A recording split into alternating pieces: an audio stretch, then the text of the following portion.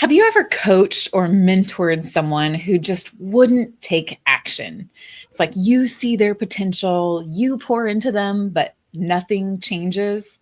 Well, today we're going to talk about why that happens and, more importantly, how to unlock the desire in your team so they actually take action and grow. Yeah, so let's first break down the word desire.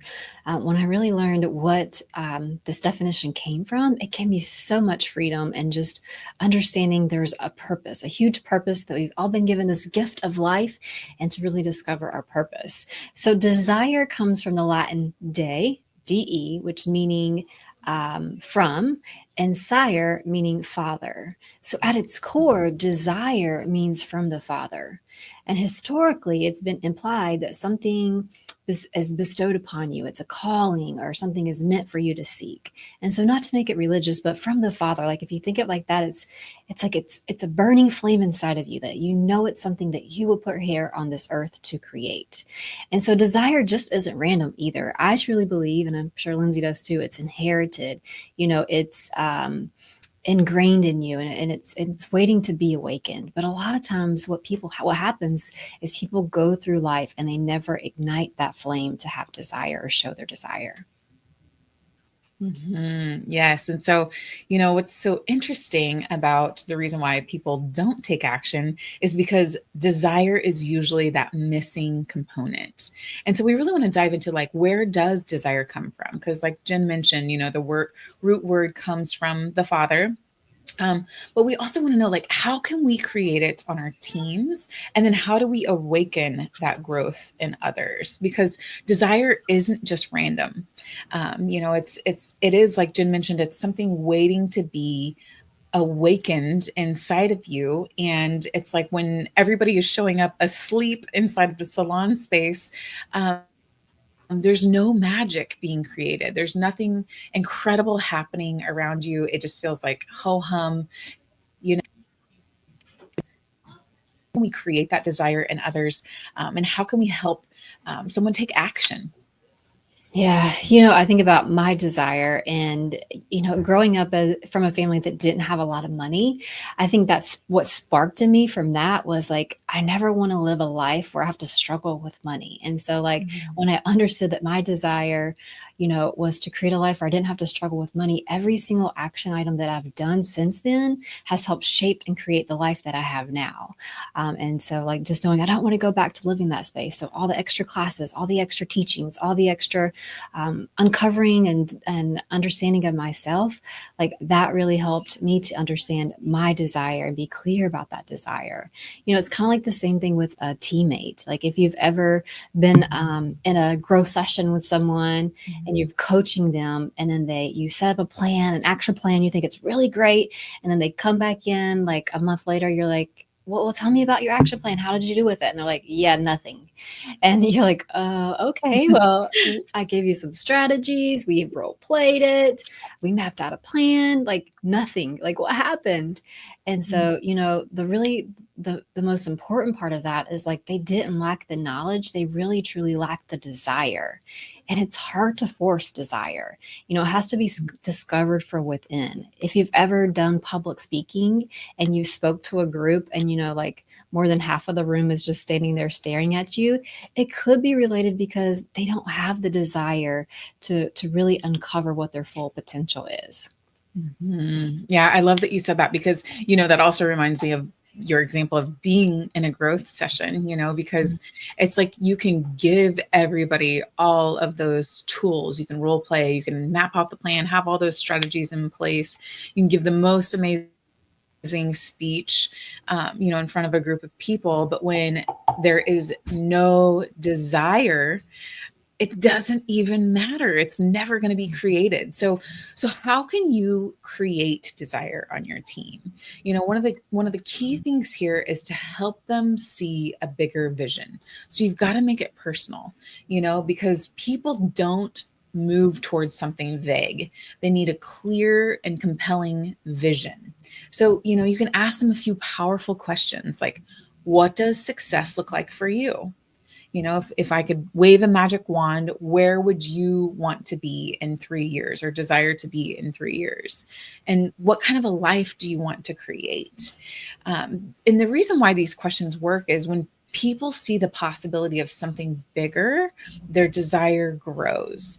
And so, same thing, you can also take this down, like those are some bigger future version or vision in mind. But like even thinking about small things, like if somebody wants to purchase a new car, they want to take a vacation, they want to do something like that, showing them, how, hey, having, okay, you want to take this vacation. Okay, how much is it going to cost? Like maybe you come down to, it's going to cost $1,000 or $2,000, whatever it is. Okay, so that would be an additional $150 a month if you want to go in 9 months or whatever it would be.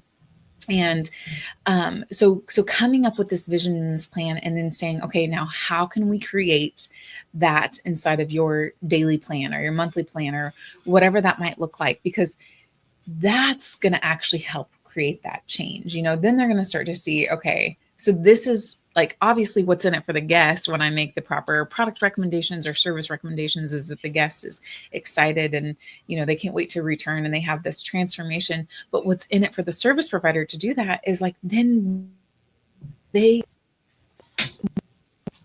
their own desires. Because what we know to be true is like when you help enough other people get what they want, you will naturally as a byproduct get what you want in return. But you have to help them unlock that desire. Otherwise, it's just all going to remain the same and be lackluster altogether. So good. So another way to think about creating desire in your team, because it is possible, is to eliminate the fear of wanting more.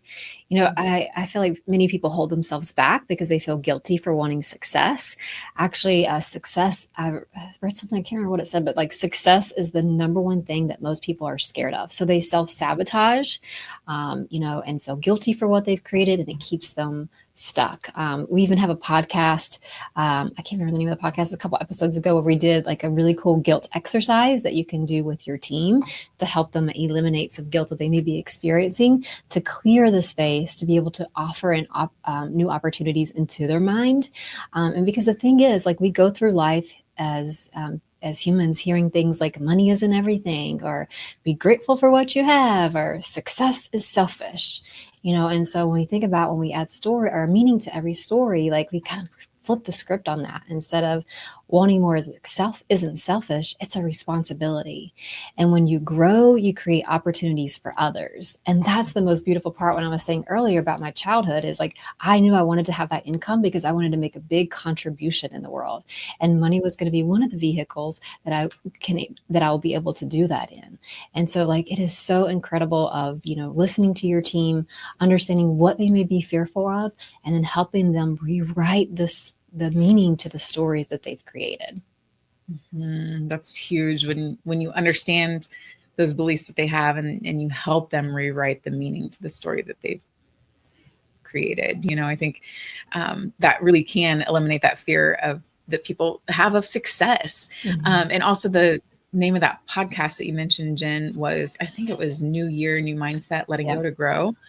It's so good. The guilt exercise in there is incredible for your team, because a lot of times, like, people won't even let themselves desire when they do have that guilt sitting inside of their subconscious mind. And so when you're able to eliminate some of that guilt, it's like cleaning out your closet. Then you have room to take on something more and to realize like, hey, I deserve to have desires. And, and having those desires really can help them get to the next level.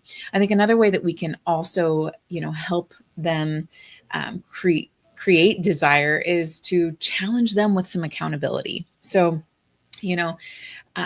helping them understand that you believe in them, and helping them to set a goal that pushes them outside of their comfort zone. Because, when people start to see small wins, their desire grows. And so, pointing it out to them like, hey, I just want to point out, like, your paycheck grew, $200 over the last 2 weeks, or whatever it might be, like pointing out some of those wins, like, hey, your average ticket is growing. Hey, it looks like, whatever it is, like look for those key metrics that are pointing in the direction that what they're doing is working, and celebrate those small wins. Because when you help hold them accountable to living a better life and really, creating it into reality, their desire will grow and they will want more things and want to contribute to the world in a bigger way. I love that. They will want to contribute to the world in a bigger way. I love that. And Mhm. another opportunity too is like to lead with passion and great energy, because desire truly is contagious. Like if you see a success story of, someone taking something that's truly important to them and then creating something great with that, like it really is contagious. So, if you make it exciting about growth, education, and success, your team will be too. It'd be like going into a growth session and you'd be like, okay, so what numbers do you want to hit this month? I know nobody listening to this would say that, but like, what numbers do you want to hit this month? Okay, let's set your goals. But like to really get connected and show them the passion and to, like Lindsay was saying, looking at their wins and to help them see like, hey, look at the impact we're making here. Look at what you're doing. This skill that you challenged yourself with over the last 30 days is going to help you build the life that you want. And so I think as leaders and salon owners, we have to have that energy and passion, because everything is energy. Energy cannot be created nor destroyed. We know that. And so it can just change form. And so like having that beautiful energy is only going to transfer to your team. I love that, Jen. And, I think it marries perfectly with another thing that's super helpful when helping others create desire. And that's truly speaking to their identity and not just their skills, because people take action when it aligns with how they see themselves. So instead of just training people's skills, really work to shift their identity.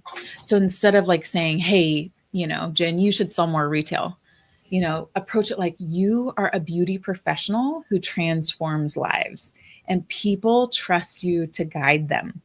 Because what we know is when people believe they are meant for more, their desire follows.